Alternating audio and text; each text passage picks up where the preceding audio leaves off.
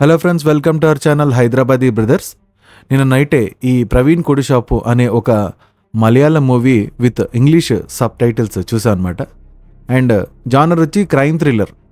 So మొన్ననే రేఖా చిత్రం గురించి చెప్పాం కదా, ఇది కూడా one of the different type of crime thriller from Malayalam industry.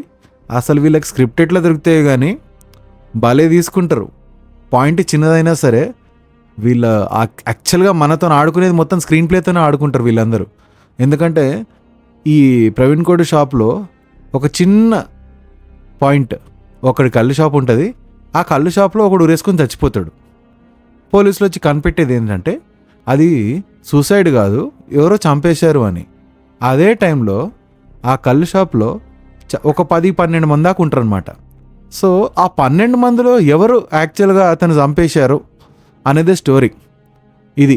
So ఇంత చిన్న పాయింట్ని మొత్తం 2.5 hours గుంజాలంటే నిజంగానే టాలెంట్ ఉండాలి. నిజంగానే ఆ స్క్రీన్ ప్లే రన్నింగ్ ఏదైతే మనల్ని ఆ సస్పెన్స్ పెట్టేసి మనల్ని కూర్చోబెడతారో సీట్లో, అది మలయాళం వాళ్ళకి చాలా బాగా వచ్చు. అండ్ ఎస్పెషల్లీ హీరో ఒక ఇన్వెస్టిగేటివ్ థ్రిల్లర్ కదా, ఎస్పెషల్లీ హీరో పోలీస్ ఉంటాడు. అయితే హీరోని మనం యాక్చువల్గా దాన్ని హీరోలాగా అనుకోకూడదు, ఎందుకంటే ఒక 30 minutes నాన్ స్టాప్ నవ్విస్తాడు. ఎస్పెషల్లీ సెకండ్ హాఫ్లో ఒక 5-10 minutes సీన్ అయితే, అరే మనమైతే లాంగ్వేజ్ వచ్చినా రాకపోయినా సరే జస్ట్ యాక్టింగ్తో నవ్వించడం నిజంగానే it's a great form of art అనుకోండి. చాలా మంచి యాక్టర్ అతను. అండ్ మనము సీన్కి భాషకి సంబంధం లేకుండా అవుతాం, ఆ లెవెల్ ఆఫ్ యాక్టింగ్ చేసిన అనమాట. ఒక 30 minutes స్ట్రైట్ భయంకరంగా నవ్విస్తాడు, ఆ లెవెల్లో ఉంటుంది. అండ్ పైగా తన క్యారెక్టర్ కూడా భలే డిజైన్ చేసుకున్నారు. చాలా ఓవర్ కాన్ఫిడెంట్ ఇన్స్పెక్టర్ లాగా ఉంటాడు అనమాట. సో తను ఏది చెప్పినా సరే రైటే, నేను గెస్ చేసా అంటే రైట్ టైప్ ఉంటుంది అనమాట. కానీ చాలా మూమెంట్స్లో తను గెస్ అంతా కూడా రాంగ్ అవ్వకుంటూ వస్తుంది. అట్లాంటి సిచ్యువేషన్ ఎట్లా ట్యాకిల్ చేసి మర్డర్ మిస్టరీని యాక్చువల్గా ఎట్లా సాల్వ్ చేస్తారనేది స్టోరీ అనమాట. అండ్ మోర్ ఓవర్ స్క్రీన్ ప్లేని మొత్తం 3 partsగా డివైడ్ చేశారనమాట. ఒక టైంకి స్క్రీన్ ప్లే ఒకరి మీద వెళ్తుంది, ఇంకొక టైంకి ఇంకొకరి మీద డౌట్ వస్తుంది, ఇంకొక టైంకి ఇంకో మీద డౌట్ వస్తుంది. సో మొత్తం మీద మనకి ఎవరు మెయిన్ విలన్ అనేది తెలుసుకోవడానికి యాక్చువల్గా చాలా టైం పడుతుంది. ఆ level of twist and thrills ఉన్నాయి. ఫైనల్గా చెప్పొచ్చేది ఏంటంటే మూవీ అయితే ఒకసారి మంచి చూడొచ్చు.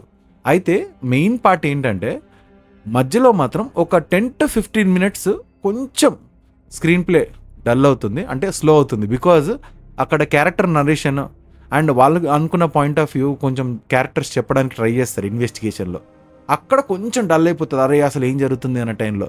కానీ ఆ 10 నిమిషాలు ఫస్ట్ హాఫ్ తర్వాత అక్కడి నుంచి గుంజుకొస్తారు ఇక కామెడీ స్క్రీన్ ప్లేతోని.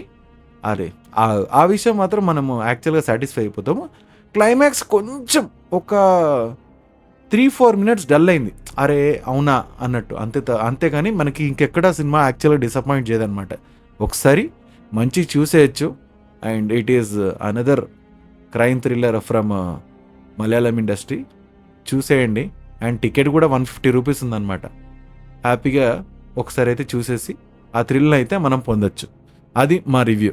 అండ్ అలానే మా ఛానల్లో కొత్త కొత్త వీడియోస్ అన్నీ వస్తుంటాయి. సపోర్ట్ చేయండి, షేర్ చేయండి, లైక్ చేయండి, సబ్స్క్రైబ్ చేయండి. Thank you.